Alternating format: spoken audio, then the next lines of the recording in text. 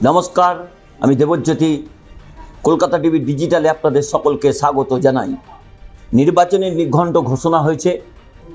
বিভিন্ন জায়গায় প্রার্থী তালিকা নিয়ে যথেষ্ট গোষ্ঠী কন্দল দেখা যাচ্ছে। সেই জায়গাতে তৃণমূল কংগ্রেসে কয়েকটি ছোট্ট ঘটনা ছাড়া তৃণমূল কংগ্রেসের যে 291টি আসনের তারা প্রার্থী তালিকা ঘোষণা করেছেন, তেমন কোনো গণ্ডগোলের খবর নেই। কিন্তু এর মধ্যেই নতুন করে বেশ কয়েকটি বিধানসভা কেন্দ্র সেখানে জোর তৎপরতা শুরু হয়েছে। কারণ চুঁচুড়া বিধানসভা কেন্দ্রে তৃণমূল কংগ্রেসের গতবারের বিজয়ী প্রার্থী ছিলেন অসিত মজুমদার। তিনি 19,000 ভোটে লকেট চট্টোপাধ্যায়কে পরাজিত করেছিলেন। এই আসনে তৃণমূল কংগ্রেস এবার প্রার্থী করেছে তৃণমূল কংগ্রেসের আইটি হেড দেবাংশু ভট্টাচার্যকে। চুঁচুড়ায় দেবাংশু ভট্টাচার্যকে কঠিন চ্যালেঞ্জ ছুঁড়ে দিতে বিজেপি দাঁড় করিয়েছে তাদের এক পুরনো সৈনিক সুবীর নাগকে। অত্যন্ত পরিচিত একজন রাজনৈতিক ব্যক্তিত্ব। একসময় তিনি হুগলির ভারতীয় জনতা পার্টির সভাপতি পর্যন্ত ছিলেন। সেই সুবীর নাগকে প্রার্থী করেছে। এই সুবীর নাগকে নিয়ে একসময় খুব বিতর্ক তৈরি হয়েছিল। যখন ভারতীয় জনতা পার্টির এ রাজ্যের দায়িত্বে ছিলেন দিলীপ ঘোষ, তখন এই সুবীর নাগ তৃণমূল কংগ্রেসের একটি অনুষ্ঠানে গেছিলেন।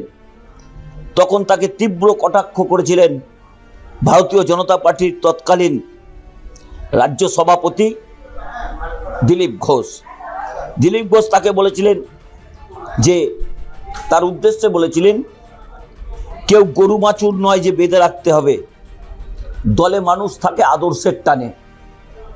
এতদিন পর্যন্ত সুবীর নাগ সেই আদর্শের টানেই ভারতীয় জনতা পার্টিতে ছিলেন।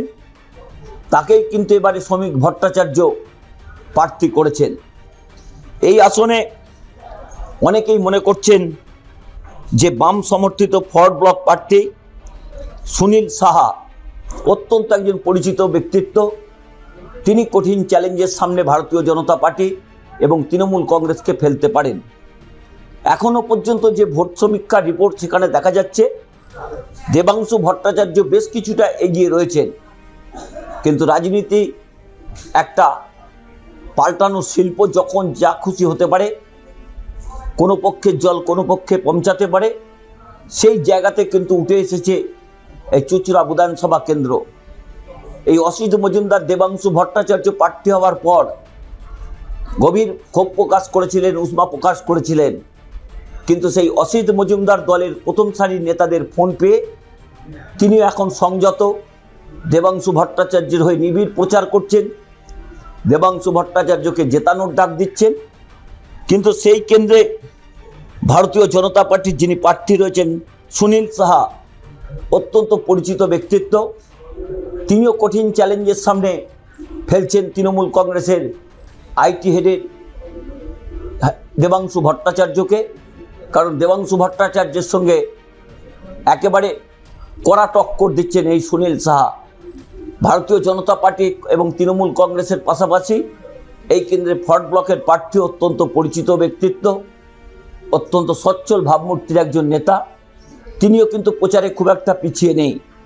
সেই জায়গাতেই আগামী দিনে চুঁচুড়া বিধানসভা কেন্দ্র কিন্তু একেবারে পাদপ্রদীপের আলোয় রয়েছে। যদি 50টা বিধানসভা কেন্দ্র ঘুরে দেখা যায় যে যেখানে কঠিন প্রতিদ্বন্দ্বিতা হচ্ছে, তার মধ্যে কিন্তু চুঁচুড়া বিধানসভা রয়েছে। তবে অসিত মজুমদার এখন তৃণমূল কংগ্রেসের নেতা দেবাংশু ভট্টাচার্য অর্থাৎ চুঁচুড়ার যে প্রার্থী, তার হয়ে তিনি নিবিড় প্রচার করছেন। যে দ্বন্দ্ব শুরু হয়েছিল, সেই দ্বন্দ্ব বেশ কিছুটা কেটে গেছে। কিন্তু তৃণমূল কংগ্রেসের পক্ষ থেকে যেটা প্রচার করা হচ্ছে যে এই সুবীর নাগ, যে ভারতীয় জনতা পার্টির যিনি প্রার্থী, তাকেই তো একসময় দিলীপ ঘোষ কটাক্ষ করেছিলেন। সেই ভারতীয় জনতা পার্টির কি অবস্থা, যে নেতা তৃণমূল কংগ্রেসের মঞ্চে যায় তাকেই প্রার্থী করতে হচ্ছে। বেশ কয়েকটা জায়গাতে ভারতীয় জনতা পার্টি বেশ কিছু প্রার্থী তালিকাতে চমক দিয়েছেন। সেই চমক কতটা রাজনৈতিক চমক হবে তা কিন্তু আগামী দিনেই বলবে। কারণ সেই রকম একটি বিধানসভা যেমন পানিহাটি, সেখানে আরজি করের নির্যাতিতার মা, তাকে প্রার্থী করা হয়েছে।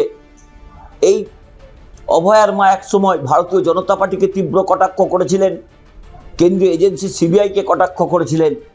কালের নিয়মে তিনিও আজকে ভারতীয় জনতা পার্টির প্রার্থী হয়েছেন মেয়ের বিচারের আশায়।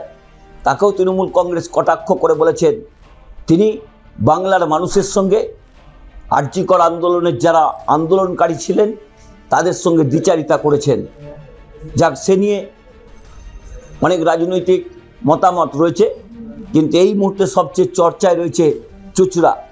সেই চুঁচুড়া বিধানসভা কেন্দ্রে কে জয়লাভ করবে। যদিও পরিসংখ্যান ঘাঁটলে বোঝা যাবে লকেট চট্টোপাধ্যায়ের মতো প্রার্থীকেও অসিত মজুমদারের কাছে হারতে হয়েছিল। সেখানে তৃণমূল কংগ্রেস প্রার্থী পরিবর্তন করেছে, নবপ্রজন্মের একজন নেতাকে সামনে এনেছেন। শেষ হাসি কি দেবাংশু ভট্টাচার্য হাঁটবেন, তার দিকে তাকিয়ে আছে রাজনৈতিক মহল। এই রকমই প্রত্যেকটি খবরের গুরুত্বপূর্ণ আপডেট পেতে কলকাতা টিভি ডিজিটালে চোখ রাখুন। কলকাতা টিভি, রাত দিন 7 দিন।